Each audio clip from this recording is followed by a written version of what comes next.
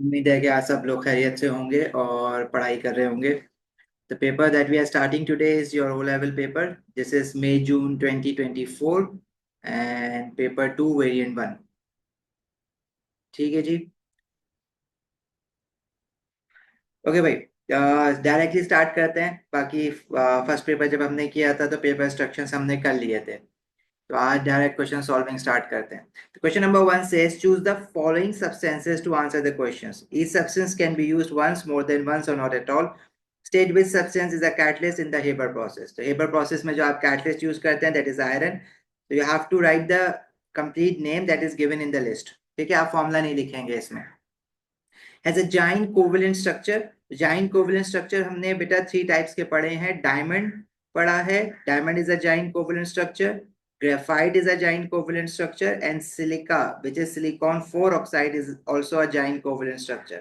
आप एक और giant covalent structure याद रखिएगा, silicon. Silicon element is also a giant covalent structure.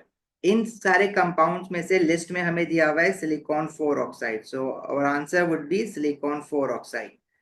The next part says changes from blue to blue solid to a white solid when heated. तो blue solid हमारे पास होता है hydrated copper two sulphate. जब हम इसको heat करते हैं hydrated copper two sulphate को, तो it loses water of crystallisation और ये एनहाइड्रस कॉपर टू सल्फेट बना लेता है। एनहाइड्रस कॉपर टू सल्फेट जो होता है वो व्हाइट कलर का होता है और hydrated copper two sulphate is of blue colour. आप साथ में कॉपर टू सल्फेट के साथ हाइड्रेटेड कोबाल्ट टू क्लोराइड का भी कलर याद रखिएगा। Hydrated cobalt two chloride is COCl2 with 6 moles of water of crystallisation. इसका जो कलर होता है वो पिंक कलर का होता है, हाइड्रेटेड कोबाल्ट टू क्लोराइड का। और जब हम इसको हीट करेंगे तो ये भी एनहाइड्रस कोबाल्ट टू क्लोराइड बना लेगा और एनहाइड्रस कोबाल्ट टू क्लोराइड का जो कलर होता है वो ब्लू कलर होता है। हम साथ साथ कुछ चीजें और भी बैकग्राउंड की रिवाइज करते जाते हैं, तो आप भी कोशिश कीजिएगा, आप जब भी खुद से पेपर करें तो आप भी ये चीजें रिवाइज करें। अच्छा, next, so this is hydrated copper two sulphate.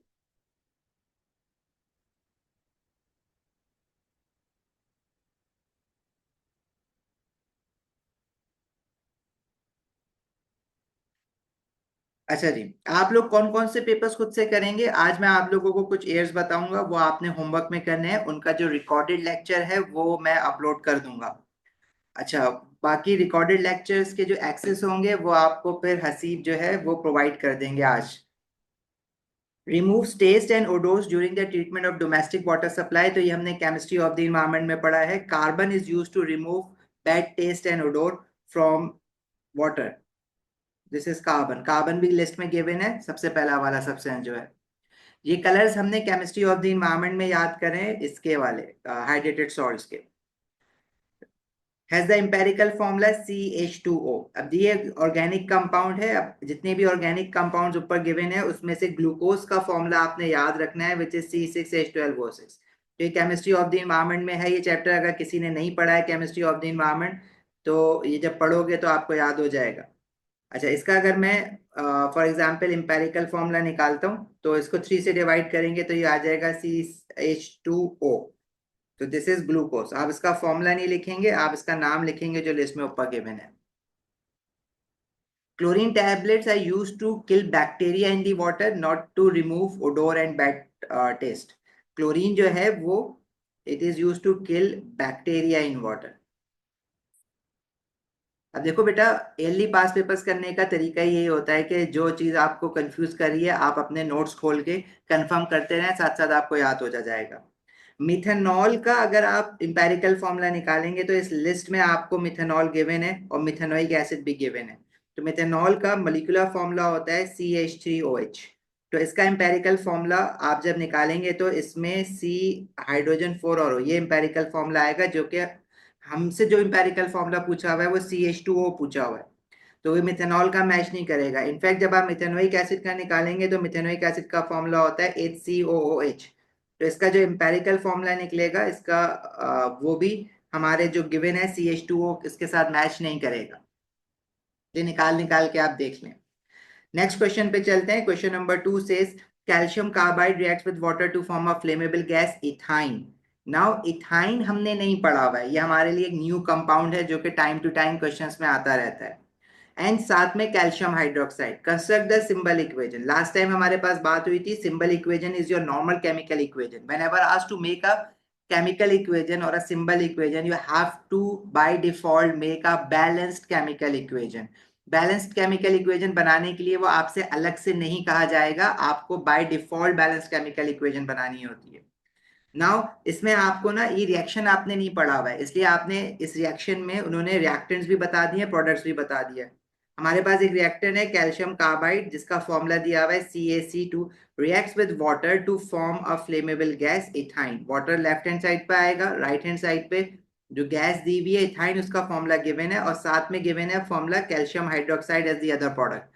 So how would you make the formula for calcium hydroxide? Calcium has a charge of 2 positive because it is from group 2. For hydroxide ion is a molecular ion. You have to remember the formula for hydroxide ion, which is OH minus 1. The formula for calcium hydroxide would become CaOH2. Now, if the equation is not balanced, you have to balance the equation. अलग से नहीं बोला जाएगा to balance the chemical equation. You should know by should always balance the chemical equation. Whenever you are making a chemical equation, you have to balance it. So if you see left hand side pe we have 2 carbon, right hand side pe we have 2 carbon. Hydrogen left hand side pe we have 2, right hand side pe we have 2 plus 2 4 hydrogen. So hydrogens are not balanced. So if we put 2 with water, then hydrogen will become 4 on the left hand side. On the right hand side, hydrogen are already 4. On the right hand side of the equation, we have 2 oxygen. On the left hand side of the equation, we have 2 oxygen. So and calcium 1 है left पे, right पे भी 1 है. So now this equation is balanced. You are not supposed to write the state symbols. Symbol equation ये आपके जो आपने symbols लिखे ना कंपाउंड्स के, उसको कह रहा है सिंबल। अगर उसको स्टेट सिंबल दिखवाने होंगे तो वो अलग से मांगेगा आपसे। ऑफ कोर्स अगर आप इक्वेशन बैलेंस नहीं करेंगे तो आपके मार्क्स कट होंगे। इनफैक्ट आपको बैलेंस फॉर्मूला अगर for if your equation is given for 2 marks, 1 mark will be for the equation reactants and products, and the second mark will be for the balancing of the equation. Sometimes he just give you 2 marks equation and he asks you to write the state symbols as well. So 1 mark will be for the complete balanced equation and the other mark would be for the state symbols. Calcium carbide is an ionic compound. If it is saying it is an ionic compound, we have to accept it is an ionic compound. Calcium, we know it is a group 2 metal. It has a charge of 2 positive. Then what should be the charge over carbide? Carbide is basically your ion from the carbon atom. We have studied that group 4 elements, carbon is from group 4, and group 4 element, they do not usually lose or gain electron. They do another phenomena which is sharing of electrons. But here in this question, they are saying that calcium carbide is an ionic compound. It means you have to accept this fact that calcium carbide is an ionic compound. So if calcium is making a positively charged ion, carbon or the carbide ion must be making a negatively charged ion. You have to deduce the charge over the carbide ion. Okay? अब ये थोड़ा सा मुश्किल काम है, इसमें आप गलत कर सकते हैं। अब देखो बेटा, कार्बन पे अगर let's say if we put a charge of 2 negative, आप सारे लगा लगा के देखें, let's say if we put a charge of -1, the formula would become CaC2। अब आपने मोस्टली इसमें से जो है ना वो चार्ज -1 डाल के आ जाएंगे, बट कैल्शियम इसमें अगर आप क्वेश्चन पढ़ें तो deduce the formula of the carbide ion, हमने बात की हुई है कार्बन के लिए that carbon does not form a positive और नेगेटिव चार्ज। कार्बन जो है वो ग्रुप 4 का एलिमेंट है, वो कोवलेंट बॉन्डिंग करता है।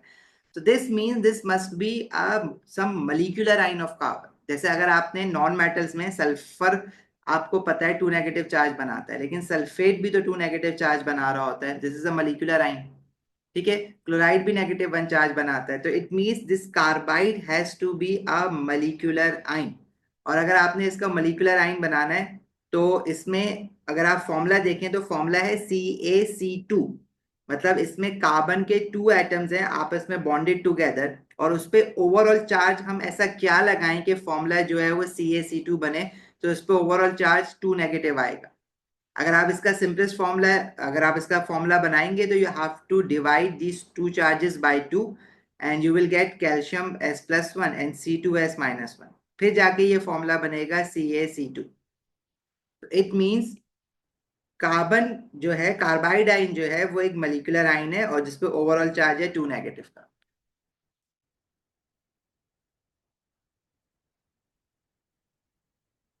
ठीक है जी,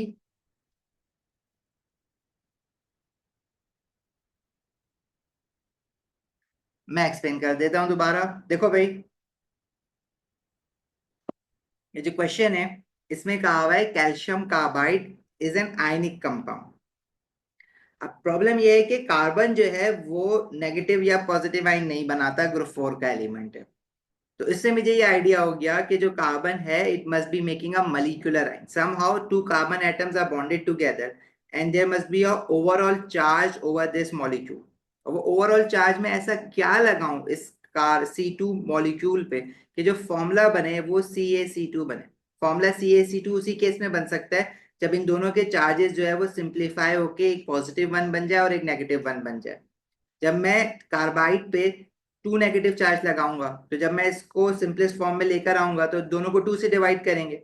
जब दोनों को 2 से डिवाइड करेंगे तो कैल्शियम बनेगा +1 और C2 बनेगा -1। तो जो आपके पास फॉर्मूला आएगा, जब क्रॉस करोगे नंबर्स तो कैल्शियम के साथ भी 1 आएगा और कार्बाइड के साथ भी 1 आएगा। तो हम 1 लिखते नहीं है, इसलिए हम फॉर्मूला क्या लिखेंगे, CaC2।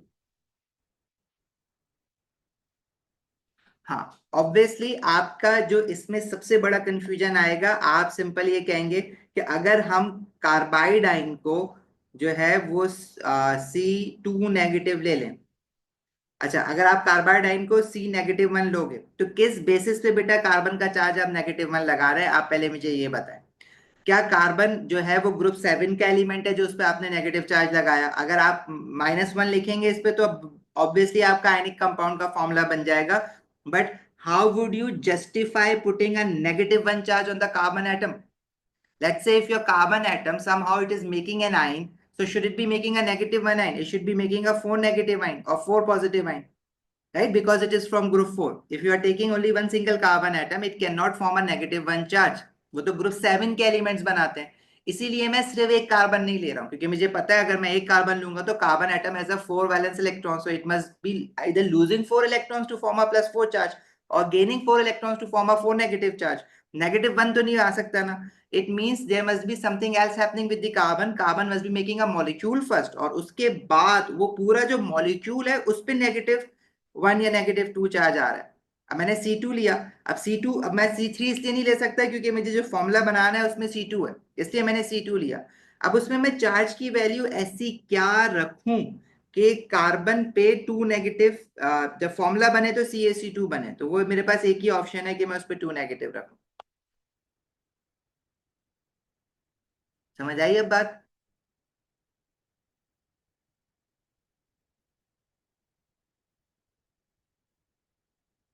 Carbon is not from group 6, इसलिए सिर्फ कार्बन एटम पे -6 -2 चार्ज छोड़िए, वो C2 बन गया है ना। It is a molecule now. जैसे अगर मैं आपसे कहता हूं कि हमारे पास सल्फेट आयन है तो वो SO4 2 नेगेटिव हो जाता है, तो उस पर एक ओवरऑल चार्ज आता है, इसलिए यहाँ पे दो कार्बन का समहाउ मिला के 2 नेगेटिव चार्ज आ रहा है। और ऑब्वियसली ये चीज आपने ना पढ़ी है ना आप आगे कहीं से निकाल के इसको पढ़ेंगे, आपने यहीं से फॉर्मूला देख के डिड्यूस करना है इसको। ठीक है भाई? हाँ, क्वेश्चन मुश्किल है ये वाला, आपकी अपनी नॉलेज के अलावा भी इसमें कुछ दिमाग लगाना था। कार्बन बेटा -4 अगर होता तो ये फॉर्मूला जो हमारे पास बन रहा होता वो बनता फिर। अब मुझे फॉर्मूला देख के पता चला ना कि कार्बन 4 नेगेटिव नहीं है, अगर 4 नेगेटिव में लेता तो फॉर्मूला फिर ये बनता है Ca2C बनता, अब ये Ca2C नहीं बन रहा। अब आपको कुछ भी अगर वो चार्ज दे रहा है, सब में आ सकता है, O लेवल IGCSE सब में आ सकता है ऐसा क्वेश्चन, बहुत रेयरली आता है लेकिन आया हुआ है आपके सारे, एक न्यू कैटेगरी का क्वेश्चन है, आप इसको यहाँ से सीखने की कोशिश करें। अगर आप कह रहे हैं कि कार्बन जो है वो -4 होता तो फॉर्मूला कुछ और बन रहा होता, हमें कैसे पता? हम एक कार्बन नहीं लेंगे, क्योंकि अगर मैं एक कार्बन लेता तो मैं वाकई में -4 चार्ज लेता उस पर, तो फॉर्मूला बनता है Ca2C। मतलब ये कार्बन एक सिंगल कार्बन एटम ने आयन नहीं बनाया है, और एक सिंगल कार्बन एटम आयन बनाएगा तो मैं -4 बनाऊं। ठीक है, समझ आई बात? अगर मैं -1 लूंगा इसको तो भी मेरा फॉर्मूला, देखो अगर मैं एक C लेके -1 लूंगा तो मैं -1 क्यों लूंगा, वो तो ग्रुप 4 का है, इसलिए मैंने -1 नहीं लिया। ठीक है भाई, आगे बढ़े। हो जाता है कभी कभार कुछ एक एक दो पार्ट तो आपके पास ऐसे आएंगे ना जो आपको घुमाएंगे। आप क्या समझ रहे हैं इसको?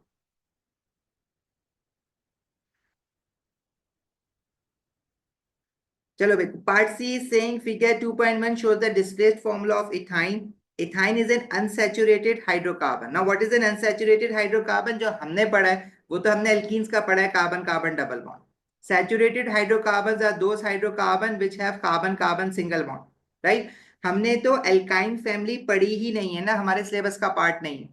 लेकिन अगर वो कह रहे हैं कि ethyne is an unsaturated hydrocarbon, तो वो कार्बन कार्बन ट्रिपल बॉन्ड को भी अनसैचुरेटेड कह रहे हैं। ठीक है, ये बात आप आपको समझनी है कि अगर if it is saying that ethyne is an unsaturated hydrocarbon, it means he is considering carbon carbon triple bond as an unsaturated hydrocarbon. Carbon carbon double bond तो हमें पता ही ये होता है। तो वो कह रहे हैं explain why ethyne is a hydrocarbon. Why it is a hydrocarbon? Because it contains carbon and hydrogen. It contains carbon and hydrogen element.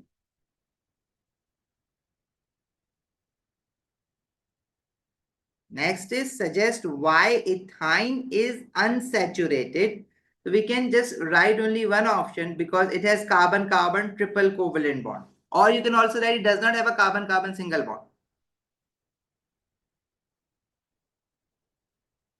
Yes, hydrocarbon has a carbon and hydrogen element only. If you want, you can write carbon and hydrogen element only. Unsaturated क्यों है? Because it has carbon-carbon triple covalent bond. देखो, जो saturated hydrocarbon होता है ना, उसको हम saturated इस वजह से कहते हैं क्योंकि उसमें आप कोई और चीज ऐड नहीं करवा सकते। अब कोई एल्केन है, उसमें already carbon carbon single bond है, तो it means each carbon atom is already making four covalent bonds, so there is no other possibility to have anything added into this carbon carbon atoms. However, if you have an alkene, alkene means you have two double bonded carbon atoms. It means आप एक double bond खत्म करके दोनों carbon की एक एक valency free करके उसमें कुछ ऐड करवा सकते हैं। ठीक है, और अनसैचुरेटेड, फिर कार्बन कार्बन ट्रिपल बॉन्ड भी अनसैचुरेटेड होगा क्योंकि इसके ट्रिपल बॉन्ड में से आप एक या फिर दो बॉन्ड भी खत्म करके कार्बन की वैलेंसी फ्री करके कुछ ऐड करवा सकते हैं। अगर आप ये लिखना चाहें does not contain a carbon carbon single bond, वो भी बात सही है।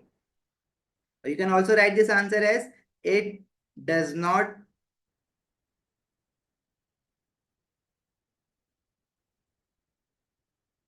Have a carbon carbon single bond, ये भी सही है। इट्स कार्बन एटम है मोर देन टू को, मोर देन टू बॉन्ड्स अगर लिखोगे ना तो आप ये तो बताओ ना कि कार्बन के डबल बॉन्ड नहीं है, कार्बन के हाइड्रोजन के साथ भी तो बॉन्ड्स है ना। ओके भाई, आगे कह रहे हैं aqueous bromine reacts with ethyne. जैसे एल्कीन के साथ रिएक्शन हो रहा है ब्रोमीन का, वैसे इथाइन के साथ भी होगा। Predict the colour change that happens during this reaction. अब अगर ये अनसैचुरेटेड है तो unsaturated molecule they react with bromine, test for alkene जैसे था। कलर चेंज क्या हो जाएगा? From orange to colourless. Draw a dot and cross diagram to show the electronic configuration in a molecule of ethyne. अच्छा, ethyne की हमने dot and cross diagram practice करते हुए भी बनाई है। अब इसमें we have carbon carbon triple covalent bond. आप डॉट एंड क्रॉस डायग्राम कैसे बनाएंगे? You have to only show the outer shells. तो each carbon atom has four electron in its outer shell. तो कार्बन कार्बन का आपस में triple covalent bond बन रहा है, तो आप एक ऑर्बिटल ओवरलैप दिखाएंगे बिटवीन टू कार्बन एटम्स और उसके बीच में you have to show a triple covalent bond one two, मतलब for in order to show each bond you have to show one dot and one cross from each of the bonded atoms. Second bond show करने के लिए आप एक dot और cross और बनाएंगे और थर्ड बॉन्ड शो करने के लिए आप एक डॉट क्रॉस और बनाएंगे। बाकी both of these carbon atom has one hydrogen atom attached, तो आप इनके साथ हाइड्रोजन हाइड्रोजन भी एक एक लगा दें और each carbon atom must be making one covalent bond with the hydrogen, तो एक डॉट कार्बन का और एक क्रॉस हाइड्रोजन का। अच्छा, यहाँ पे जो है ना एक चीज का ख्याल ये रखना है, या तो आप अगर हाइड्रोजन कार्बन के इलेक्ट्रॉन डॉट से ले रहे हैं, अब यहाँ पे दोनों ही कार्बन है, तो आप दोनों ही कार्बन के इलेक्ट्रॉन पे क्रॉस से लें ताकि आपकी कंफ्यूजन ना हो। देखिए, अगर आप एक कार्बन एटम के डॉट से ले रहे हैं तो दूसरे के भी डॉट से ले लें, 1 2 3 4 5 6।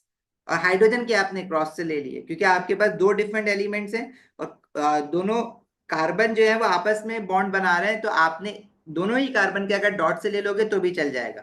पर लेट से अगर आप कहते हैं कि नहीं मैं एक कार्बन एटम के क्रॉस से लूंगा और एक कार्बन एटम के डॉट से लूंगा, तो भी सही है।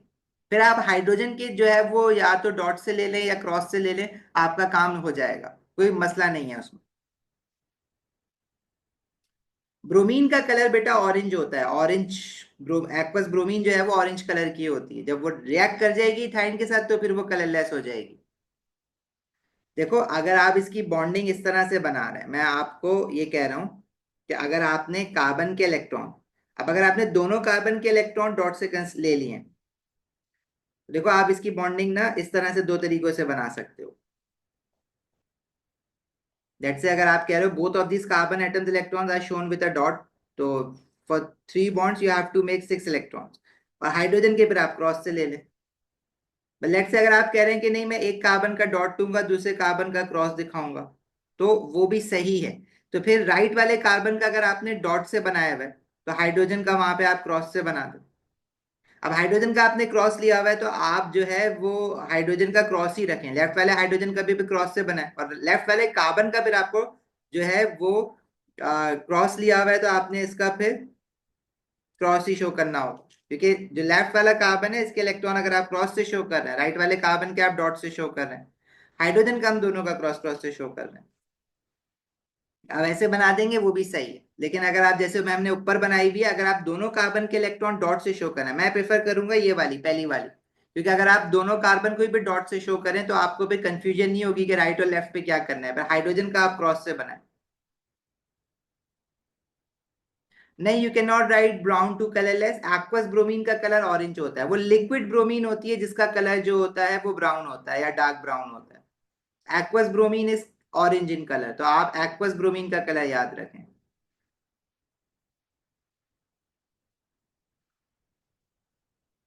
हाँ की बना दो, की लिख दो, ठीक है, नहीं भी लिखो कोई मसला नहीं, इसमें इलेक्ट्रॉन्स की इतनी प्रॉब्लम नहीं होती, वो नंबर ऑफ इलेक्ट्रॉन्स काउंट कर रहे होते हैं। ठीक है, they actually do not count, see आपने डॉट बनाया या क्रॉस बनाया, they are more interested in the number of electrons. If you are showing a triple covalent bond, it means you must be making 6 electrons in this overlapping region, and 2 electrons in this overlapping region with carbon and hydrogen, and 2 electron in this overlapping region। तो अगर आप ये dot और cross आगे पीछे हो भी जाएगा, किसी का डॉट किसी का क्रॉस, तो आपका आंसर गलत नहीं होगा। चलो भाई, और part D says the equation for the complete combustion of ethyne is shown, the reaction is exothermic. The reaction explain using ideas about bond breaking and bond making why this reaction is exothermic। तो आपने वो जो आपको जो answer लिखवाया गया है exothermic और एंडोथर्मिक रिएक्शन एक्सप्लेन करने का, सिंपली आपको ये लिखना है कि bond breaking,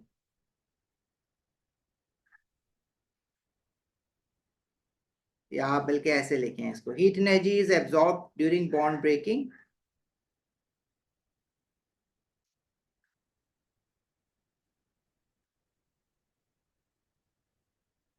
absorbed during bond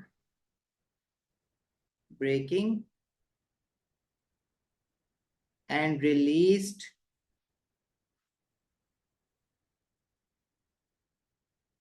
during bond making। In exothermic reaction,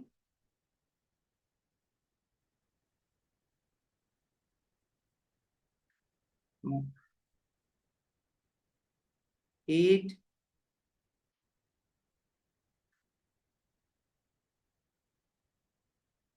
energy absorbed is greater than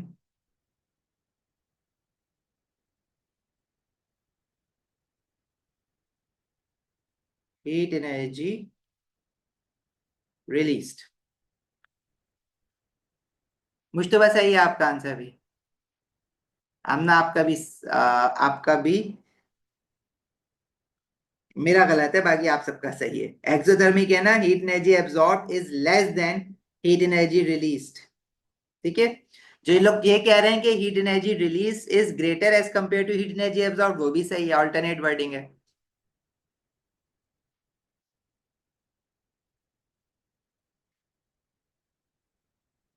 ठीक है भाई, भाई जिनकी क्लासेस क्लैश हो रही हैं आपको रिकॉर्डिंग्स मिल जाएंगी, डोंट वरी, बट हसीब आपको एक्सेस देंगे if you guys are registered.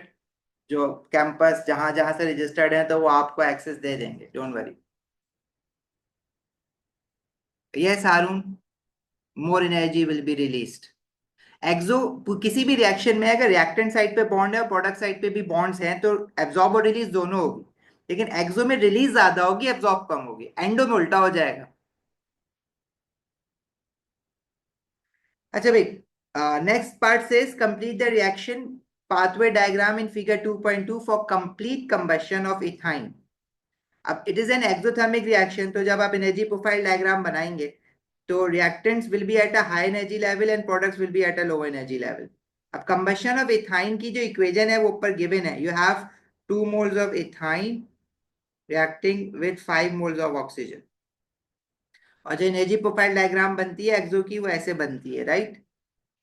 You have to make a hump going upwards and then the products are 4 carbon dioxide and 2 water। ठीक है, इसको लेबल कैसे करोगे? Activation energy is the energy from the reactants to this hump और peak, this is your activation energy. You have to label the activation energy as EA, given है question में। And enthalpy change of a reaction, exo है ना, तो exo में enthalpy change of a reaction क्या होता है? रिएक्टेंट से प्रोडक्ट की तरफ जाता है, तो you have to make a downward arrow. आपने एरो दोनों साइड पे नहीं बनाना, एक्सो है तो एरो डाउनवर्ड जाना चाहिए। And this is your enthalpy change, del H. हाँ, अगर आप सिर्फ वर्डिंग में यहाँ पे रिएक्टेंट और प्रोडक्ट लिख दो वो भी सही है, बट यूजुअली हम लोग जो है इक्वेशन अगर गिवन होती है तो जो रिएक्टेंट एक्चुअली गिवन है, जो प्रोडक्ट एक्चुअली गिवन है, हम वो लिखते हैं। Yes Amna. Okay, question number 3 moles का है। Aqueous ammonium nitrate decomposes when heated to form nitrogen. A 25 cm cube sample of 0.133 mole per dm cube of ammonium nitride is completely decomposed। Remember, I have told you, if in moles question, if you are given concentration and volume, your first point of action should be always find the moles from concentration and volume। Endo में arrow ऊपर जाएगा ना, एक्सो में नीचे आ रहा है तो।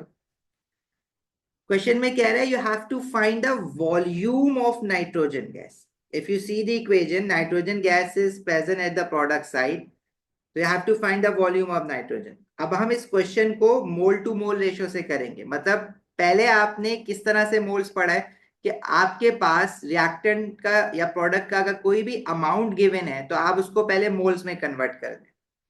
आपके पास अमोनियम नाइट्रेट जो है उसका गिवन है कंसंट्रेशन एंड वॉल्यूम। तो अगर किसी भी चीज का कभी भी कंसंट्रेशन और वॉल्यूम गिवन होगा तो आप बेफिक्र होके हमेशा कंसंट्रेशन और वॉल्यूम को मल्टीप्लाई कर दें। जब आप इसको मल्टीप्लाई करेंगे तो आपके पास मोल्स आ जाएंगे।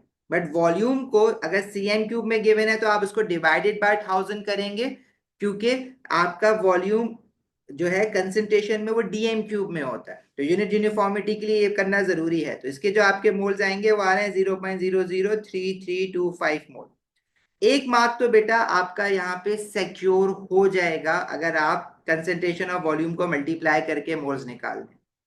खुदा ना खास्ता इसके बाद अगर आपको बाकी का क्वेश्चन समझ नहीं आता है तो एक मार्क तो आपको मिल गया ना out of the 3 marks। Now he is asking you to find the volume of nitrogen. If you see the equation, what equation tells you? Equation tells you the stoichiometry। equation recipe बताता है कि 1 mole of ammonium nitrite will produce 1 mole of nitrogen। equation always talks with you in terms of moles। as per the equation, I can see we have 1 mole of ammonium nitrite which is NH4NO2, it is producing 1 mole of nitrogen gas। Now अभी आपके पास कितने moles of ammonium nitride हैं जो आपने concentration और volume को multiply करके निकाला है? वो है 0.003325। उससे कितने मोल्स ऑफ नाइट्रोजन गैस बनेगी? तो जब आप 1:1 का रेशियो है तो नाइट्रोजन गैस के जो मोल्स आएंगे वो भी उतने ही आएंगे ना, 0.003325।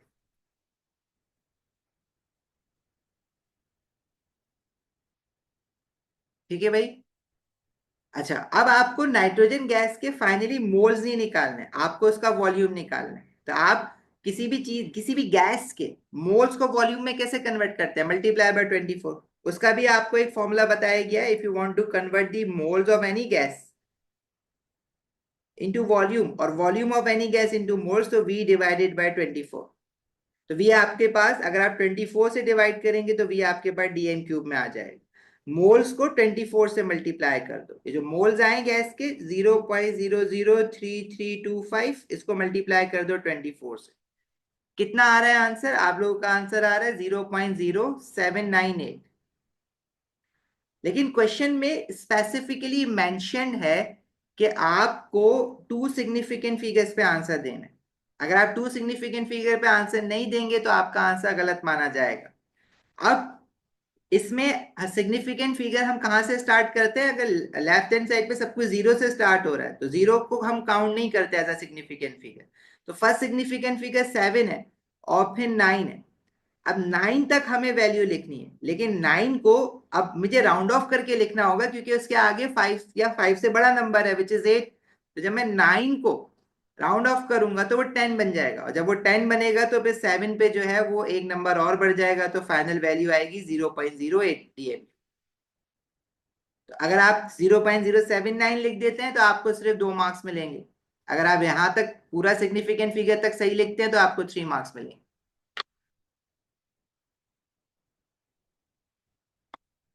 सही है भाई, थोड़ा सा ख्याल रखना पड़ेगा। नाइट्रोजन गैस है ना, डायटोमिक है, इसलिए 2 से मल्टीप्लाई नहीं, N2 जो है वो इज 1 यूनिट, मॉलिक्यूल है, गैस है। 0.08, सॉरी, हाँ 0.080 होगा। अब टू सिग्निफिकेंट फिगर यहां तक आएगा, जीरो भी लिखेंगे एंड में, 0.08 लिखेंगे तो this is just one significant figure, 0.080। Thank you.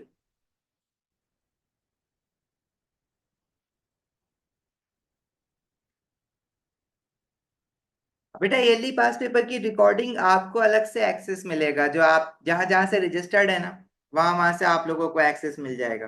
वो हसीब ने देना स्टार्ट कर दी है, वो अब मिल जाएंगे आप लोगों को।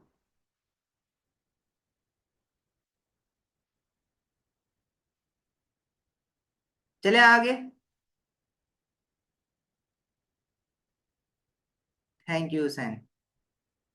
आगे कह रहे हैं describe and explain the effect of increasing temperature on the rate of the reaction. तो जब आप टेम्परेचर इंक्रीज करते हैं तो रेट इंक्रीज हो जाता है, rate of reaction increases. Why increases? Because kinetic energy of particles increases, so more particles have energies equal or greater than activation energy.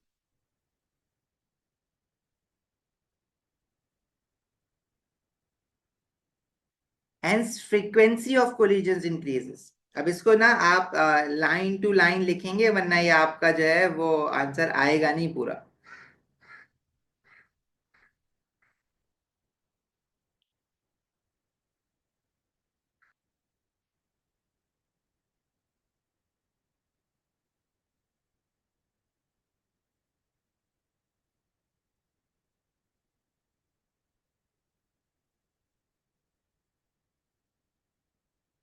Frequency of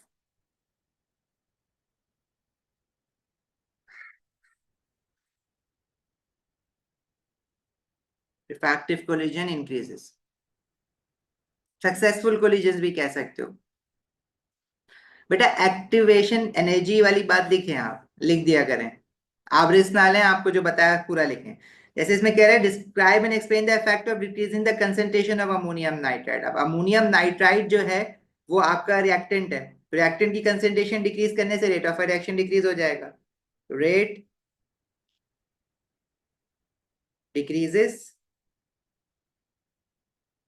bye, because number of particles per unit volume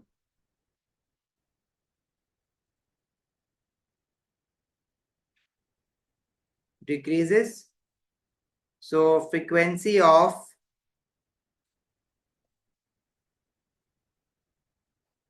effective collisions decreases. आगे कह रहा है one way to measure the pH of a solution, pH of ammonium nitrate is to use pH meter. Describe one other way to measure the pH of aqueous ammonium nitrate. तो pH आप pH chart से भी major कर सकते हैं, use universal indicator. और उसका तरीका क्या लिखा हुआ है हमने एसिड बेसिस में, add few drops of universal indicator to a sample of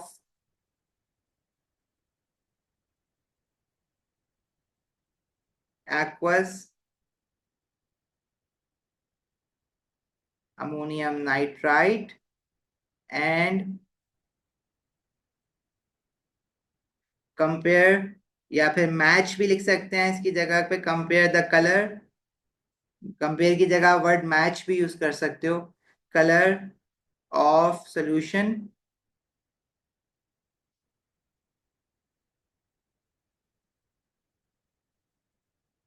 with pH chart, तो यूनिवर्सल इंडिकेटर के साथ होता है। पीएच चार्ट या पीएच कलर चार्ट भी कहते हैं इसको।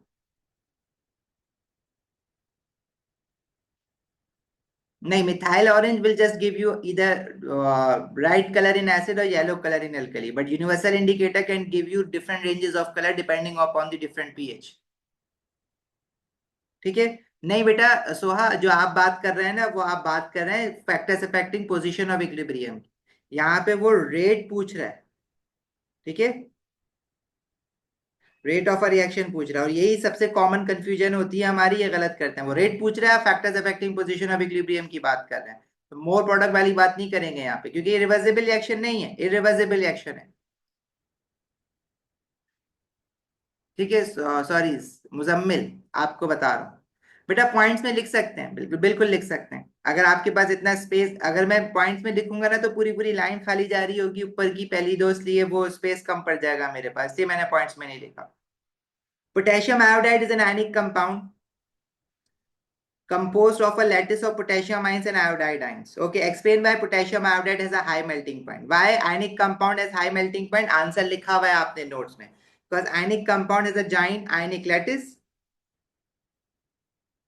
आप ये लिखें, ionic compound has a giant ionic lattice, so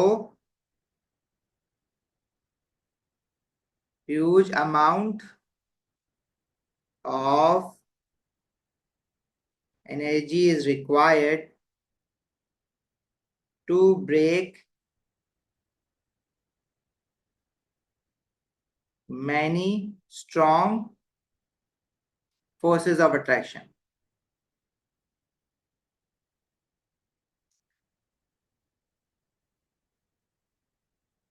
Many strong forces of attraction की जगह if you want, ये तो सब में चल जाता है ना, अगर आप भूल जाएं तो आप इसकी जगह मैनी स्ट्रॉन्ग आयनिक बॉन्ड्स भी लिख सकते हैं, वो भी एक्सेप्टेबल होता है।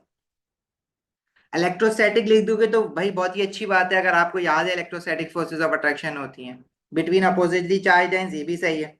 Many strong forces of attraction between oppositely charge ions. अब ये 1 मार्क्स का था ना, तो इसमें अब हमने तो आपको पूरा आंसर याद करवाया फॉर 2 मार्क्स। अब यहाँ पे जो है ये सिर्फ 1 मार्क्स के लिए आ रहा है, तो आपको जो बेसिकली इसमें लिखना है ना कि huge amount of energy is required to break strong electrostatic forces of attraction between oppositely charged ions, या फिर आप ये भी लिख सकते हैं forces to break forces of attraction between oppositely charged ions. लेकिन हमने क्योंकि आंसर 2 मार्क्स के लिए याद किया हुआ है, तो मैं आपको रिकमेंड करूंगा कि आप जो है ना वो बेशक नीचे लिख दें, लेकिन आप लिख दें, आप दो दो आंसर ना बनाएं, क्योंकि आप इतना सारा याद नहीं कर पाते। आप पूरा आंसर लिख दें, आप बेशक लाइन के नीचे चले जाए, वो चेक होगा, आपने उसकी टेंशन नहीं लेनी। कोई मसला नहीं होगा अगर किसी 2-3 क्वेश्चन में अगर आप लाइन से नीचे चले जाएंगे, लेकिन आप ये रिस्क नहीं लेना कि चलो मैं लिखूं ही ना इसको, आप लिखें जरूर, बिल्कुल चेक होगा। इनफैक्ट आप अगर पेपर देखेंगे ना, तो आपके पास पेपर में जहां जहां जगह होती है वहां पे उसको स्टाइरिक डाल के लिख सकते हैं। अगर आप ये पेपर देखें तो एंड में आपके पास एक ब्लैंक पेज है, कभी कभार दो ब्लैंक पेजेस दिए जाते हैं। This is for rough work. Rough work कर सकते हैं आप यहाँ पे। लेट्स से अगर आपने, अब देखो क्या हुआ, आपने आंसर लिखा, ठीक है, आपको रियलाइज हुआ कि आपने आंसर गलत लिख दिया, आपने क्रॉस करके उसको ऊपर लिख दिया। आपको और रियलाइज हुआ कि जो आपने ऊपर लिखा है वो भी गलत लिखा है। अब आपको सही आंसर याद आ गया, तो अब आप क्या करेंगे? क्या आप ये क्वेश्चन अपना छोड़ के आएंगे? नहीं। आप क्या करेंगे? आप यहाँ पे आप इसको सैरिक डाल दें या कोई भी नोट डाल दें, लिख दें आंसर ऑन पेज नंबर। अब आपने कौन से पेज पे लिखा है? जो ब्लैंक पेज आपको गिवन है वो है पेज 15। आप यहाँ पे लिख दें answer on page 15।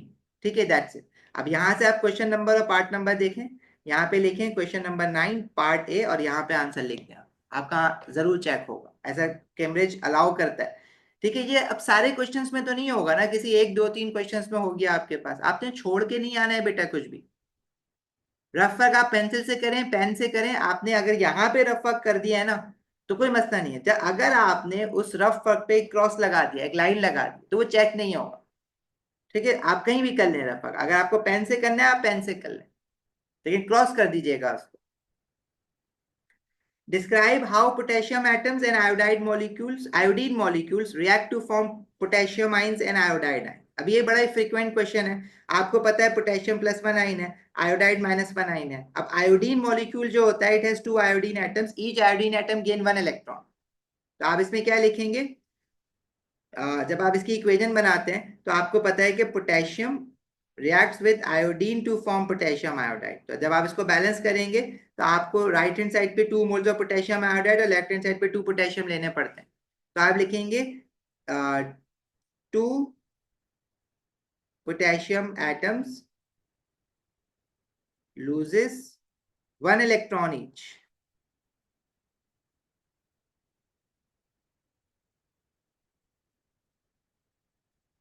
To form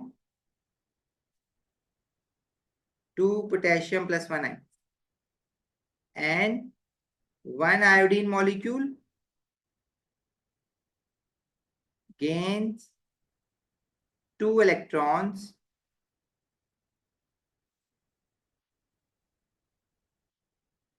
to form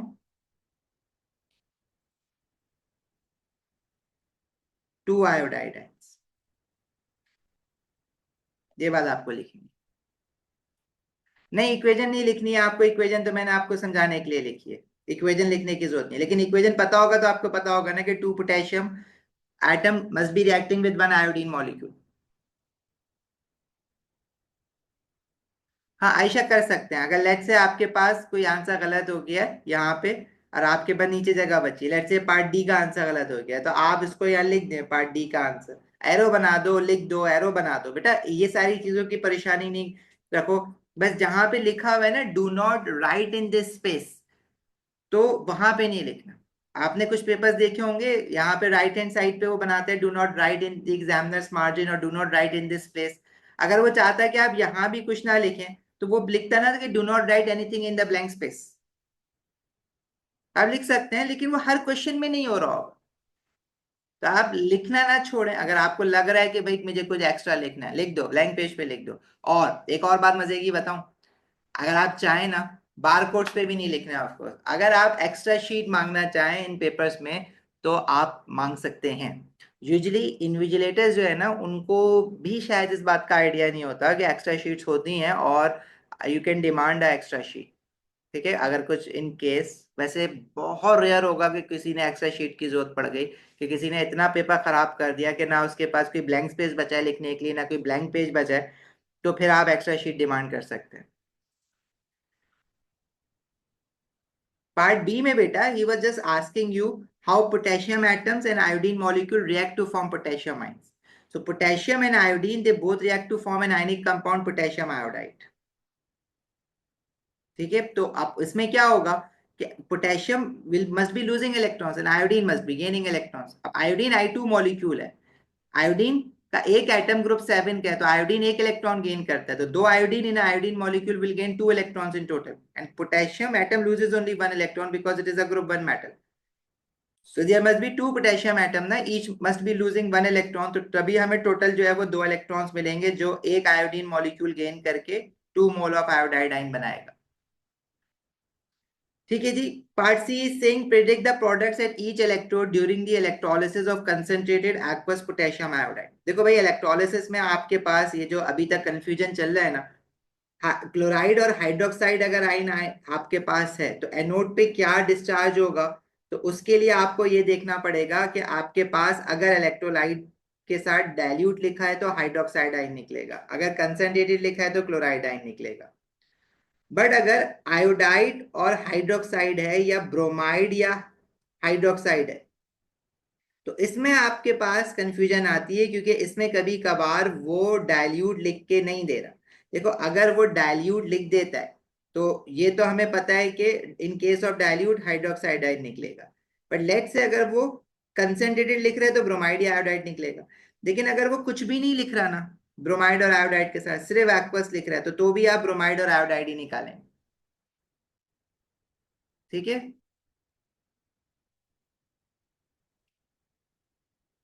अच्छा जी, इसमें आपसे कह रहा है you are undergoing the electrolysis of concentrated aqueous potassium iodide. तो इसमें आपके पास एक्वस है, तो आइंस कौन कौन से हैं? पोटेशियम आइन है, एच पॉजिटिव आइन होगा एक्वस की वजह से, ओएच नेगेटिव आइन होगा, और आपके पास आयोडाइड आइन होंगे। तो इसमें कैथोड पे आपके कौन से आइंस ट्रेवल करेंगे? कैथोड जो कि नेगेटिवली चार्ज इलेक्ट्रोड है वहां पे पॉजिटिव आइन आ जाएंगे, और जो एनोड है पॉजिटिवली चार्ज इलेक्ट्रोड है वहां पे नेगेटिव आइन आ जाएंगे, आयोडाइड आइन और हाइड्रोक्साइड आइन। अब अगर आपके पास इलेक्ट्रोलाइट कंसेंट्रेटेड है तो it means iodide ion will get oxidize. और जब आयोडाइड आयन, इसने इक्वेशन नहीं मांगी हुई है, product predict the products, product पूछे हुए डायरेक्ट।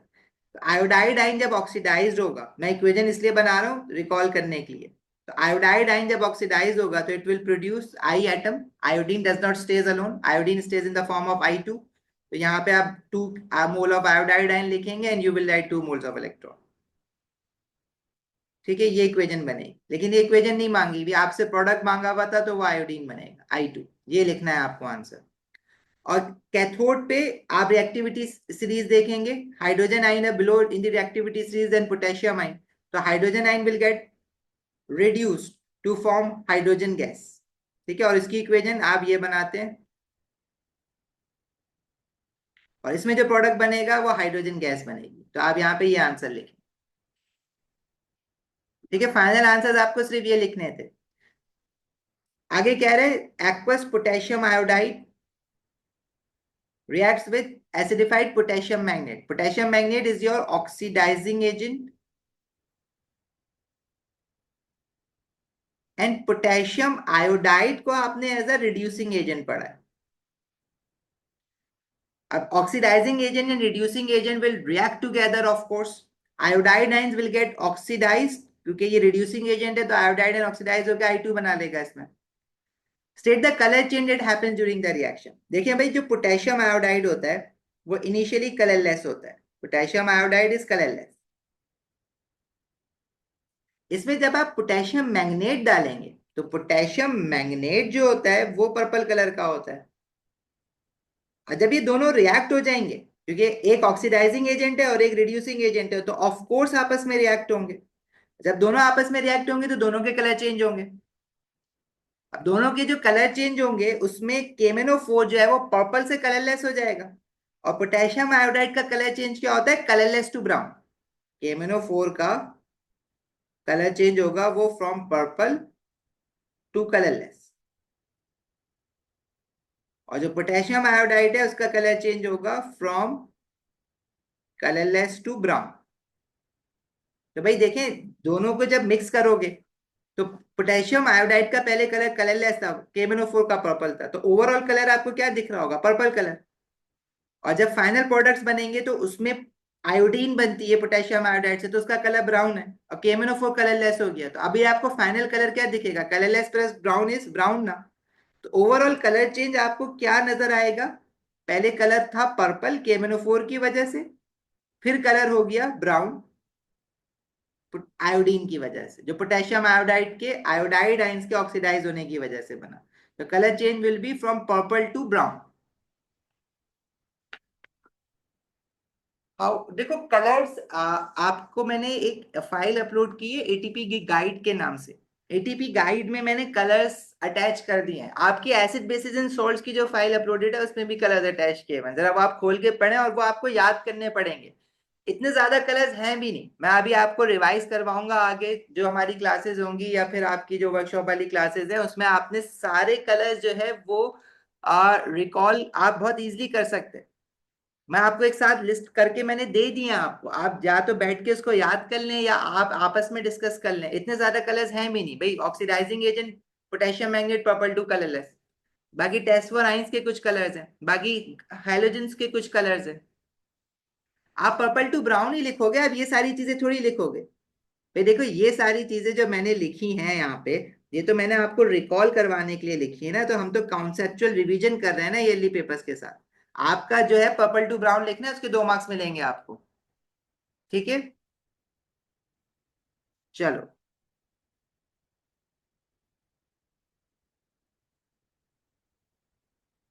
आगे आपसे कह रहे हैं the ionic equation for the reaction between aqueous potassium iodide and aqueous chlorine is shown. Explain in terms of electron why this reaction involve both oxidation and reduction. देखिए oxidation and reduction आप identify कर सकते हैं by seeing the oxidation number changes. अब आपने एक चीज याद की हुई है ना ऑयल रिग के नाम से। Oxidation is loss of electron and increase in oxidation number, reduction is gain of electrons and decrease in oxidation number. अब अगर मैं आयोडाइड आइंस को देखूं तो लेफ्ट हैंड साइड पे इसका ऑक्सीडेशन नंबर -1 है, राइट हैंड साइड पे आयोडीन मॉलिक्यूल पे nothing is written, it means the overall oxidation number is 0। so for iodine the oxidation number is increasing from -1 to 0। increase in oxidation number means कि ये क्या हो रहा है, oxidised हो रहा है। तो रिड्यूस्ड कौन हो रहा होगा? अगर मैं क्लोरीन को लेफ्ट हैंड साइड पे देखूं तो क्लोरीन मॉलिक्यूल पे कुछ भी नहीं लिखा हुआ, मतलब ऑक्सीडेशन नंबर 0 है। राइट हैंड साइड पे क्लोरीन पे नेगेटिव चार्ज लिखा हुआ है, क्लोराइड है -1। तो 0 से -1 का क्या मतलब है? This is decrease in oxidation number, this is reduction. Iodide ion are getting oxidized and chloride ion are getting, sorry, chlorine molecule is getting reduced to form chloride ion and iodide ion are getting oxidized to form iodine।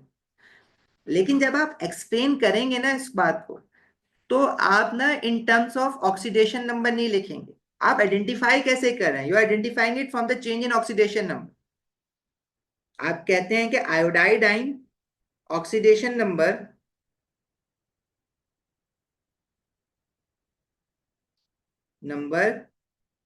increases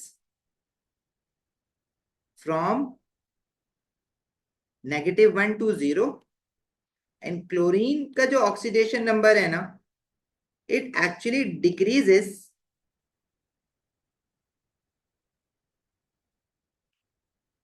from 0 to -1।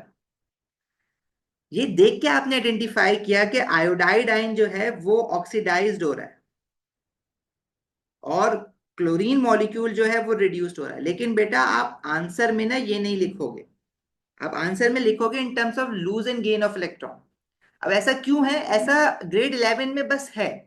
अगर आप ए level में पढ़ते हैं तो ए में आप oxidation number की terms में आंसर लिखते हैं, ग्रेड 11 में आप नंबर ऑफ इलेक्ट्रॉन्स की टर्म्स में लिखेंगे। जो चीज ऑक्सीडाइज्ड हो रही है इसका मतलब है कि वो इलेक्ट्रॉन लूज कर रही है, तो आप लिखेंगे आयोडाइड आइन loses electrons and chlorine gain, chlorine molecule gain electron.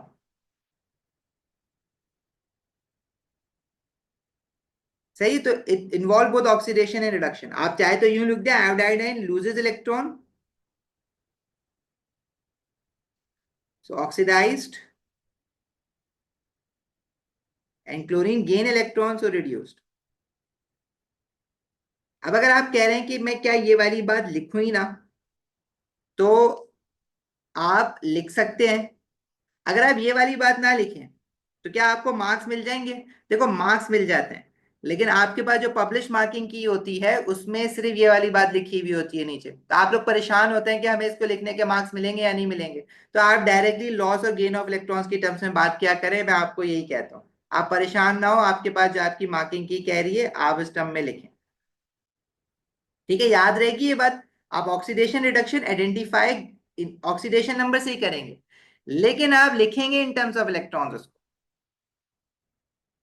हाँ लिख सकते हो बिल्कुल, जैसे आप मैंने यहाँ पे इक्वेशन पे लिख दिए। इनफैक्ट अगर आप यहाँ पे ये खाली भी छोड़ के आ जाए ना, और ऊपर आप लिख दें कि ऑक्सीडाइज्ड हो रहा है, इंक्रीज इन ऑक्सीडेशन नंबर और डिक्रीज इन ऑक्सीडेशन नंबर, बेटा मार्क्स मिल जाते हैं। तो चेकर होता है वो आपके कॉन्सेप्ट देख रहा होता है।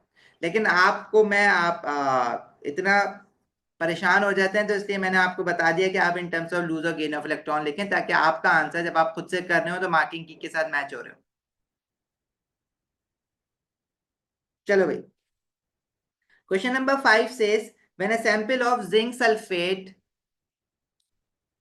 when a sample of zinc sulfide, this is not sulfate but nitrite और sulfide यूज कर रहा है, sulfate nitrate यूज नहीं कर रहा, is heated in a closed system and equilibrium mixture is formed, the forward reaction is endothermic, the temperature of the reaction closed system is increased and the pressure is kept constant। ये question खुद कर लोगे, factors affecting position of equilibrium। आपको वो कह रहा है कि the temperature of the close system is increase, पहले टेम्परेचर इंक्रीज कर रहा है और पोजीशन ऑफ इक्विलिब्रियम पूछ रहा है। फिर आपको कह रहा है कि प्रेशर डिक्रीज किया है, और फिर पोजीशन ऑफ इक्विलिब्रियम का पूछ रहा है। तो टेम्परेचर का इफेक्ट क्या है? How does the temperature effect the position of equilibrium? For that you have to see whether your forward reaction is endothermic और exothermic.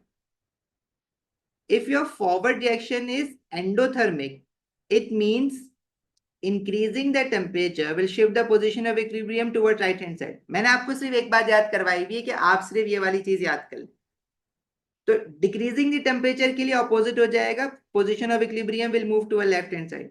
But for an exothermic reaction, तो ये जो आपने एंडो के लिए लिखा है इसको बिल्कुल अपोजिट करके लिख दें। एक्सो में if your forward reaction is exothermic, तो टेम्परेचर इंक्रीज करने से position of equilibrium will move towards left hand side, और डिक्रीज करने से it will move towards right hand side. अच्छा, आपको ये कैसे पता चलेगा कि रिएक्शन एंडो है या एक्सो है फॉरवर्ड डायरेक्शन में? ये हमेशा क्वेश्चन में आपको गिवन होगा, या तो इंथैल्पी चेंज लिखा हुआ होगा, उसका साइन देख के आप डिसाइड करेंगे कि फॉरवर्ड रिएक्शन एंडो है या एक्सो है। अब यहाँ पे वो कह रहे हैं कि टेम्परेचर हमने इंक्रीज किया है and the reaction is endothermic. अब आपको पता है कि रिएक्शन इंक्रीज करने से, टेम्परेचर इंक्रीज करने से position of equilibrium will move more toward right hand side. तो आप इसमें क्या लिखेंगे? Position of equilibrium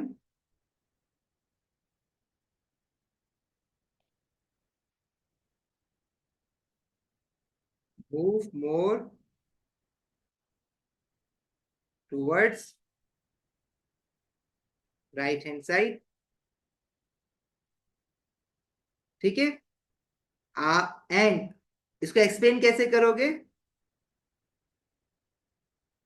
as increase in temperature favours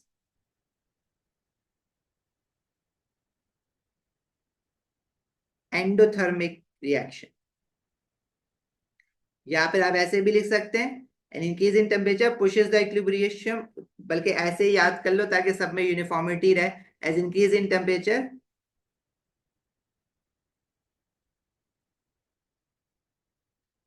pushes the equilibrium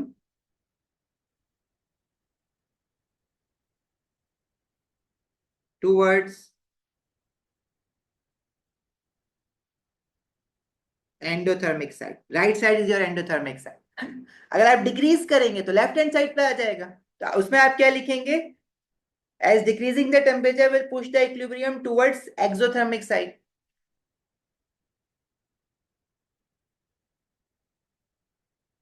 देखिए, नहीं, इस तरह के मार्क्स डिडक्ट नहीं हो रहे होते। कोई पूछ रहा है कि अगर मैं टेम्परेचर पूरा लिखने के बजाय सिर्फ टी एम पी लिख दूं, तो नहीं करता, कैम्ब्रिज ऐसे मार्क्स डिडक्ट नहीं करता कि वो समझ जाता है टेम्परेचर ही लिख रहा है। कोशिश करेंगे आप पूरा पूरा लिखें, बट कहीं पे अगर हो जाएगा ऐसा तो मार्क्स नहीं कटेंगे उसके। ये रिवर्सिबल रिएक्शन है बेटा, chapter ammonia and sulphuric acid. अच्छा, effect of decreasing the pressure आप कैसे देखेंगे? प्रेशर को देखने के लिए you have to see the number of moles of gases. How many moles of gases are present on the left hand side of the equation? There is no moles of gases in the left hand side of the equation, zero mole. Right hand side पे you have one mole of gas which is sulphur dioxide. Sociometric moles की बात कर रहे हैं। तो right, pressure increase करने से position of equilibrium shift होता है towards the side where moles of gases are fewer. अगर आप प्रेशर इंक्रीज करेंगे तो this position of equilibrium will shift toward left hand side, और अगर आप प्रेशर डिक्रीज करेंगे पोजीशन ऑफ इक्विलिब्रियम उस साइड पे शिफ्ट होगा जहां मोल्स ऑफ गैसेस ज्यादा हैं। Position of equilibrium will shift toward right hand side इस रिएक्शन में प्रेशर डिक्रीज करने से, क्योंकि मोल्स ऑफ गैसेस जहां पे ज्यादा होते हैं वहां पे डिक्रीज करने से शिफ्ट होता है। अब इंक्रीज करने के लिए याद रखें ना, बस डिक्रीज करने के लिए उल्टा कर दें। अगर आप प्रेशर इंक्रीज करेंगे तो पोजीशन ऑफ इक्विलिब्रियम किस साइड पे शिफ्ट होगा, जहां मोल्स ऑफ गैसेस कम है। कम कहां पे है, लेफ्ट हैंड साइड पे, क्योंकि वहां पे है ही नहीं तो मैंने जीरो लिया हुआ है। राइट हैंड साइड पे 1 मोल ऑफ गैस है तो मैंने 1 लिया हुआ है। ठीक है, कुछ नहीं दिया हुआ ना बेटा, गैस ही नहीं है लेफ्ट हैंड साइड पे। स्टोशियोमेट्रिक मोल्स लेते हैं, स्टोशियोमेट्रिक मोल्स। ठीक है, स्टोशियोमेट्रिक मोल मतलब इक्वेशन बैलेंसिंग करते वक्त जो मोल यूज हुए हैं गैसेस के। अब लेफ्ट हैंड साइड पे कोई गैस ही नहीं है तो 0 मोल, राइट हैंड साइड पे भी है 1 mole of sulphur dioxide gas in the equation, तो ये इक्वेशन के मोल्स लेते हैं। यहाँ पे प्रेशर डिक्रीज किया है, इंक्रीज करने से लेफ्ट पे शिफ्ट होगा तो डिक्रीज करने से राइट पे शिफ्ट होगा। तो आप इस बात को कैसे लिखेंगे, position of equilibrium will move more towards right hand side. ठीक है, इस केस में position of equilibrium will move towards right hand side, और बात क्या लिखेंगे, एक्सप्लेन कैसे करेंगे, as there are more moles of gases on the right side। ठीक है, आपने प्रेशर डिक्रीज किया है, ठीक है, डिक्रीजिंग प्रेशर किया है इसका, इसलिए मोर नंबर ऑफ मोल्स की तरफ शिफ्ट हुआ है। अगर इंक्रीज करते तो आपके पास फ्यूअर मोल्स की तरफ शिफ्ट होता। देखो भाई, अगर आपके पास कोई रिएक्शन है, जैसे मैं हेबर प्रोसेस की एग्जांपल हम पढ़ते हैं जिसमें रिवर्सिबल रिएक्शन है, लेफ्ट हैंड साइड पे टोटल मोल्स ऑफ, इसमें सारे की सारी रिएक्टेंट्स और प्रोडक्ट गैसेस हैं, तो लेफ्ट हैंड साइड पे टोटल मोल्स ऑफ गैसेस कितने हैं, 4 moles of gases. Right hand side पे टोटल मोल्स ऑफ गैसेस कितने हैं, 2 मोल्स ऑफ गैसेस। अगर इसमें आप प्रेशर इंक्रीज करेंगे तो position of equilibrium will shift towards right hand side, because on the right hand side you have fewer और laser moles of gas. अगर आप प्रेशर डिक्रीज करेंगे तो position of equilibrium shifts towards the side with greater moles of gas, तो decrease करने से left पे shift हो जाएगा। अभी जो आप रिएक्शन देख रहे हैं इसके अंदर लेफ्ट हैंड साइड पे कोई गैस है ही नहीं, तो मैंने 0 मोल लिया गैस का। राइट हैंड साइड पे 1 मोल ऑफ गैस है सल्फर डाइऑक्साइड, तो राइट हैंड साइड पे मोल्स ऑफ गैसेस ज्यादा है। प्रेशर बढ़ाओगे तो राइट से लेफ्ट पे जाएगा, कम करोगे तो लेफ्ट से राइट पे जाएगा। हाँ, फॉरवर्ड रिएक्शन भी लिख सकते हैं, राइट हैंड साइड को फॉरवर्ड लिख दो, कोई मसला नहीं। आप प्रोडक्ट लिख दो जो राइट साइड पे बन रहा है, दोनों अलाउड। अच्छा जी, next part says calculate the maximum mass of zinc oxide that can be made from 25.5 gram of zinc sulphide. अब देखिए, मोल्स के क्वेश्चन ना पेपर 2 में बड़े सिंप्लीफाइड आते हैं। आपने जो स्टोशियोमेट्री के क्वेश्चंस पढ़े बिल्कुल उसी तरह से इसको सॉल्व करोगे, और पहले आप सारी चीजें in terms of mole to mole पढ़ सकते हो। मतलब they are asking you to find the mass of zinc oxide, तो जिंक ऑक्साइड का आपको मास निकालना है फ्रॉम जिंक सल्फाइड, और जिंक सल्फाइड का भी आपको क्या गिवन है, मास गिवन है। तो आपको मैंने एक मेथड पढ़ाया हुआ है मोल टू मोल वाला, कि जो भी क्वेश्चन में गिवन है ना, जैसे कंसंट्रेशन वॉल्यूम गिवन है तो मोल्स निकाल दो, मास गिवन है तो मोल्स निकाल दो, एक मार्क तो आपका वहीं सिक्योर हो जाता है मोल्स में। तो how would you find the mass of moles of zinc sulphide from its mass, तो मोल्स निकालने के लिए आप you will use the formula which is mass over MR. ठीक है, मास गिवन है 25.5 ग्राम। जिंक सल्फाइड का एमआर आपको निकालना पड़ेगा। ठीक है, और एमआर आप कैसे निकालेंगे, फ्रॉम एटॉमिक मासेस। फॉर्मूला आपके पास गिवन है, जिंक का एटॉमिक मास है 65, तो 1 जिंक है, सल्फर का 32 और ऑक्सीजन का 16, तो 3 इंटू 16 कितना आ रहा है इसका एमआर, मैं ही निकालूं, 145। तो आप इसको 145 से डिवाइड करें तो ये जिंक सल्फाइड के मोल्स आ जाए।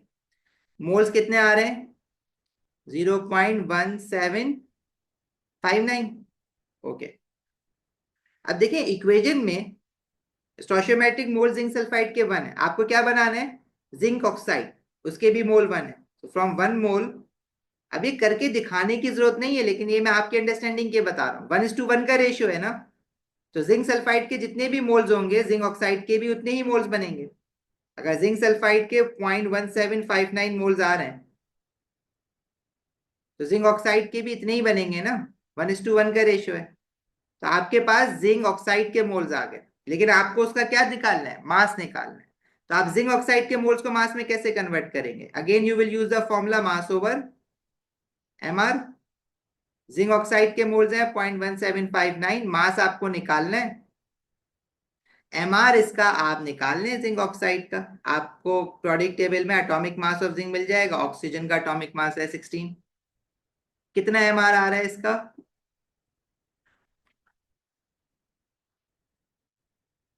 81।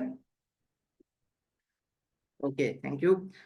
और मास कितना आ जाएगा? 81 इंटू 0.1759,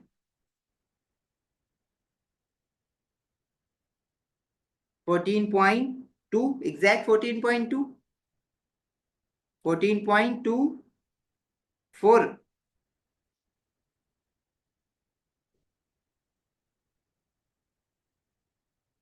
479। अब इसने क्वेश्चन में तो नहीं कहा हुआ कि कितने सिग्निफिकेंट फिगर पे देनी है आपको वैल्यू। ये जो मैक्सिमम का वर्ड है ये इग्नोर कर देना है, हमेशा यही रहता है।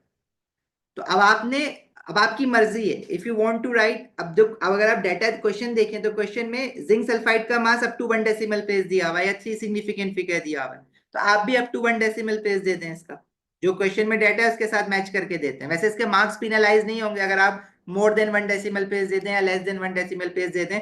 बट कोशिश ये करो कि जो आपके पास आंसर आ रहा है आप पूरा भी लिख सकते हैं। Even if you want to write 14.2479, go for it. 14.2479 के बाद अगर कोई चीज राउंड ऑफ हो रही है तो आप राउंड ऑफ कर दें, 14.248 कर दें, तो वो आपको इतना इशू नहीं बनेगा। आप 14.2 भी लिख सकते हैं, ठीक है, अनलेस के लिखा हुआ हो क्वेश्चन में। ये केमिस्ट्री के पेपर के लिए मैं बता रहा हूँ, उसमें पिनलाइज नहीं होता। बिल्कुल हम ना वाला मेथड भी यूज कर सकते हैं, डायरेक्ट मास टू मास, अगर आपने किया बिल्कुल ठीक किया हुआ है आपने, अगर फाइनल आंसर सही आ रहा है। अच्छा जी, आगे कह रहे हैं zinc oxide react with both sodium hydroxide and hydrochloric acid, but zinc sulphur dioxide only react with sodium hydroxide. अब zinc oxide is your amphoteric oxide. Amphoteric oxide है तो इसका मतलब है कि वो एसिड के साथ भी रिएक्ट करेगा और अल्कली के साथ भी रिएक्ट करेगा। लेकिन sulphur dioxide is just your non metal oxide जो कि एसिडिक ऑक्साइड है, तो वो तो सिर्फ अल्कली के साथ रिएक्ट करेगा ना। क्वेश्चन में पूछ रहा है why zinc oxide is reacting with both, क्योंकि ये क्या है, एम्फोटेरिक है। और एम्फोटेरिक होने की वजह से क्यों रिएक्ट कर रहा है दोनों के साथ, आपने ये बताना है कि इसे एम्फोटेरिक है और सल्फर डाइऑक्साइड जो है वो आपकी एसिडिक ऑक्साइड है।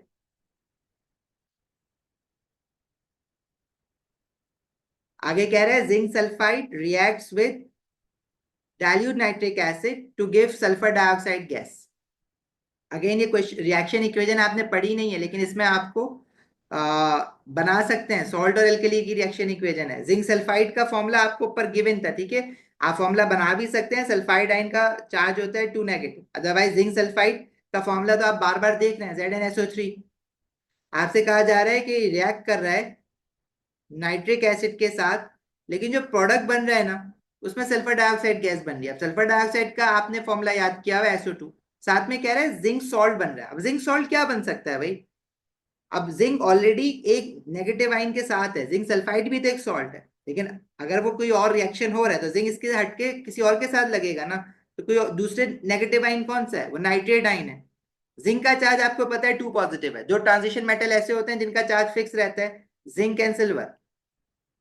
अब जिंक सल्फाइड का फॉर्मूला देख के भी आपको समझ आ रहा है, वैसे आप जिंक का याद रखेंगे, जिंक फिक्स रहता है। और नाइट्रेट आयन का फॉर्मूला होता है NO3-1। तो जिंक नाइट्रेट का फॉर्मूला क्या बनेगा? ZnNO3 2, ठीक है, एंड अ कलरलेस लिक्विड। अब वो कलरलेस लिक्विड भाई क्या हो सकता है इस रिएक्शन में? वाटर हो सकता है, और क्या होगा कलरलेस लिक्विड? बस इस इक्वेशन को आपने बैलेंस करना है। अगर आप इसकी बैलेंसिंग में फंस जाए तो टाइम वेस्ट नहीं करना, छोड़ के आगे बढ़ जाना। अदरवाइज इस इक्वेशन को बैलेंस करने के लिए नाइट्रिक एसिड के साथ 2 लगाना पड़ेगा, तो ये इक्वेशन बैलेंस हो जाएगी। अब इसने कहा हुआ है राइट दी स्टेट सिंबल्स। अब स्टेट सिंबल्स आपको लिखना है। अब जिंक सल्फाइड एक सॉल्युबल सॉल्ट है, लेकिन वो उसने कहा हुआ है कि सॉलिड फॉर्म में डाला है। जब डाला सॉलिड फॉर्म में तो मैं सॉलिड लिखूंगा, लेकिन जो एसिड है वो डाइल्यूट है। डाइल्यूट है तो मतलब वो एक्वस है। Sulphur dioxide is a gas, तो वो गैस फॉर्म में बनेगी। वाटर लिक्विड होता है, L liquid. Zinc nitrate water के साथ बन रहा है, तो वो zinc nitrate, all nitrate salt are soluble, तो उसका स्टेट सिंबल क्या होगा? एक्वस। अमोनियम नाइट्रेट का फॉर्मूला बिल्कुल बना सकते हैं, NH4+1 NO3-1 होता है, तो ammonium nitrate is NH4NO3। Ammonium nitrite अगर कह रहे हो तो वो बनेगा NH4NO2। ठीक है, फिलहाल यहाँ पे हमें ये काम नहीं करना।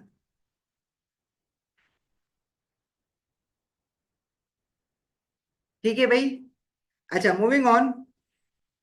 देखो इसमें ऑर्गेनिक वाला क्वेश्चन ना हम नेक्स्ट क्लास के स्टार्ट में कर लेंगे, लेकिन ये वाला जो क्वेश्चन है ना, क्वेश्चन नंबर 6, ये बहुत अच्छा क्वेश्चन है केमिस्ट्री ऑफ द इन्वायरमेंट से। अब अगर किसी ने केमिस्ट्री ऑफ द इन्वायरमेंट अभी तक नहीं पढ़ा है मेरे साथ, तो वो अभी पढ़ लेंगे अगले हफ्ते में, और अगर आप चाहें तो पहले से इसके क्लास नोट्स और रिकॉर्डेड लेक्चर देख सकते हैं, सिर्फ एक क्लास में ये चैप्टर हो जाता है, बहुत अच्छा आसान सा छोटा सा चैप्टर है। क्वेश्चन नंबर 6 में कह रहा है carbon dioxide is a greenhouse gas that is linked to increase global warming. ठीक है, describe one adverse effect of increase global warming, तो global warming brings you climate change, सब कुछ लिखा हुआ है हैंड आउट में। Then is asking you to describe how carbon dioxide causes a global warm. अब greenhouse gases global warming कैसे करवाती हैं? ग्रीन हाउस गैस, इसका ना मैं आपको लिखवा रहा हूँ। CO2 is a greenhouse gas, वो तो आप ऑलरेडी बता चुके हैं, तो ये बात दोबारा लिखने का आपको कोई मार्क्स नहीं मिलेंगे। दैट फॉर्म्स अ ब्लैंकेट, ये नोट्स में भी लिखा हुआ है, अराउंड अर्थ सरफेस।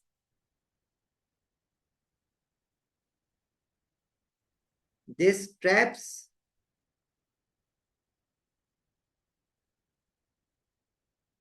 रेडिएशंस, या आप रेडिएशन हीट वाली जो इंफ्रारेड रेडिएशन होती है, तो इंफ्रारेड लिख दो, या थर्मल एनर्जी लिख दो, या हीट एनर्जी लिख दो, विच traps radiations,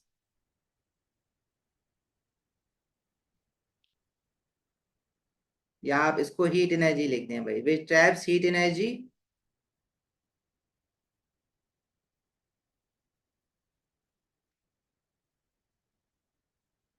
around earth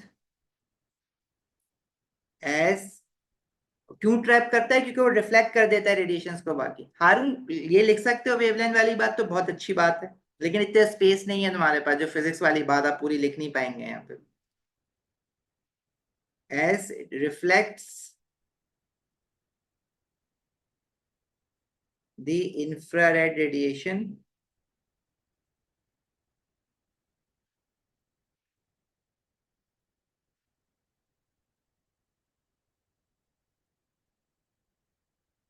towards the earth,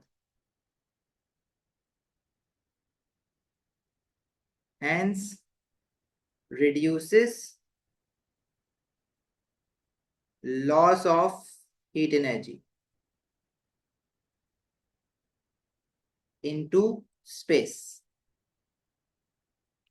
ठीक है, ये पहली बार पूछा है इन्होंने, ये सिलेबस में 2023 बाद डाला था, ग्लोबल वार्मिंग का एक्सप्लेनेशन पूछा पहली बार है, केमिस्ट्री ऑफ द इन्वायरमेंट में लिखा हुआ है, बट नेचुरली फिजिक्स में भी आप लोग पढ़ रहे होते हैं।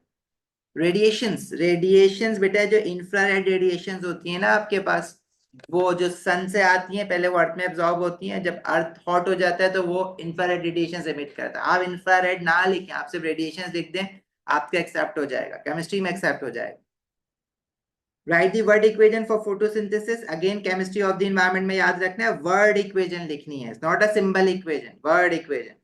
ठीक है, आपने जो रिएक्टेंट और प्रोडक्ट्स होते हैं उनके फॉर्मूला नहीं लिखने, आपने उनके नाम लिखने हैं। तो फोटोसिंथेसिस में carbon dioxide reacts with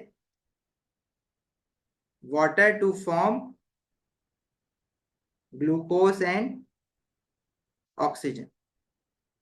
and conditions क्या है फोटोसिंथेसिस की? क्लोरोफिल, ग्रीन पिगमेंट जो प्लांट्स में होता है क्लोरोफिल, एंड साथ में सनलाइट।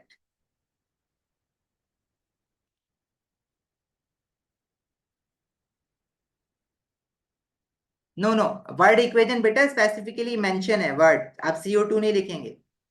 सिंबल इक्वेशन लिखते हैं तो आप CO2 लिखते हैं, वर्ड इक्वेशन लिखा हुआ है तो आपने नाम लिखना है, अपने इंस्ट्रक्शंस फॉलो करनी है वरना मार्क्स कटेंगे। Explain one strategy to reduce global warming. Global warming carbon dioxide की वजह से ज्यादा होता है तो आप कार्बन डाइऑक्साइड को एब्जॉर्ब कर लें। हाँ, लेस फ्यूल बर्निंग। और फॉरेस्टेशन कर लें ना, रिफॉरेस्टेशन कर लें, एफॉरेस्टेशन कर लें, जो ज्योग्राफी में पढ़ते थे। प्लांट मोर ट्रीज, सिंपल लिख लो चलो, plant more trees. Reduce the use of fossil fuels, तो एक लिखना है आपको, decrease use of fossil fuels और use more energy renewable resources. Yes.